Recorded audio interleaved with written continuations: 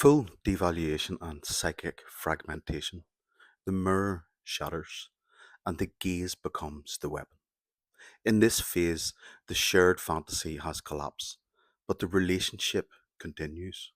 What remains is performance, control, coldness, power plays.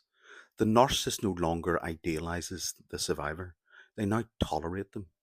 But more often than not, they resent them, they punish them, and they begin to dismantle them. Cold empathy in action.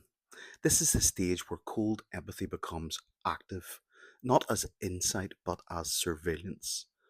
The narcissist scans a survivor for emotional vulnerabilities, trauma history, insecurities, core fears, but they do not offer healing.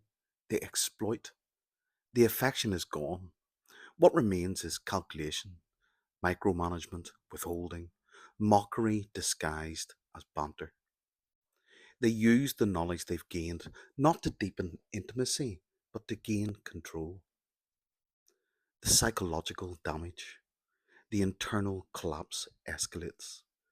The survivor experiences chronic self doubt, emotional confusion, loss of agency, self monitoring, and fawning. They no longer feel spontaneous. Every word is measured, every action double checked.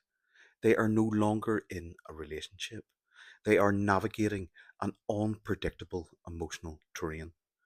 The true self begins to fragment under the pressure, and a false self begins to emerge. One designed to please, appease, survive. So the symbolic state means that the mirror has turned.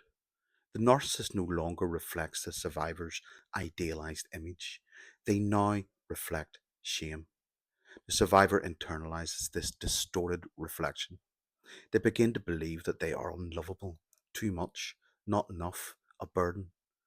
This is symbolic collapse, the moment when the survivor's identity fractures under the weight of mirrored contempt. The recursive nature of collapse.